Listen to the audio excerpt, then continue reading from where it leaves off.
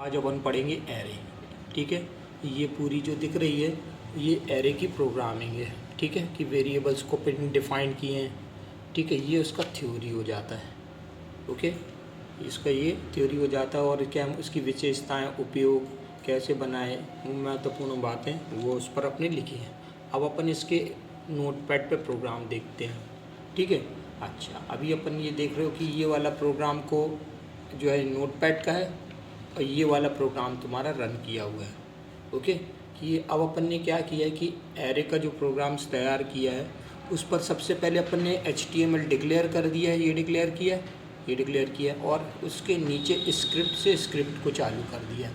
अब अपन क्या कर रहे हैं कि एरे को डिफ़ाइन कर रहे हैं। तो एरे को डिफ़ाइन करने के लिए पहले वेरिएबल को लेना पड़ेगा। ठीक है, और फिर वेरिएबल्स का नाम हो जाएगा। ये वेरिएबल दिख रहा है, ये वेरिएबल हो गया, इसका नाम हो गया। ठीक है, और बराबर यहाँ पर हम लोग क्या करते हैं कि लॉन्ग ब्रैकेट का इस्तेमाल करते हैं उस वेरिएबल की वैल्यू को डालने के लिए। ये पूरा एक समूह के रूप में काम करता है।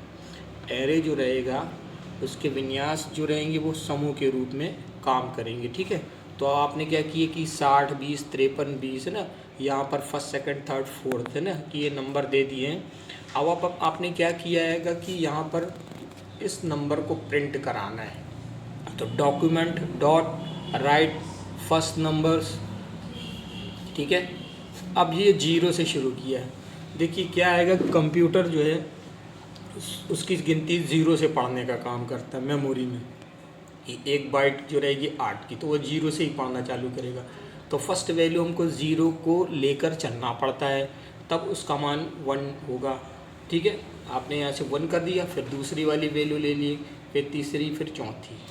ठीक है, तो जो हमने समूह निर्धारित करे हैं एरे के, वो पूरा का पूरा नीचे 1, 2, 3 उसके वेरिएबल्स हो जाते हैं। तो ठीक है, वेरिएबल्स को हम लोग के समूह के रूप में इस्तेमाल कर रहे हैं और फिर उसके बाद जब इसको बनाने के बाद इसको रन करा लिया जाता है।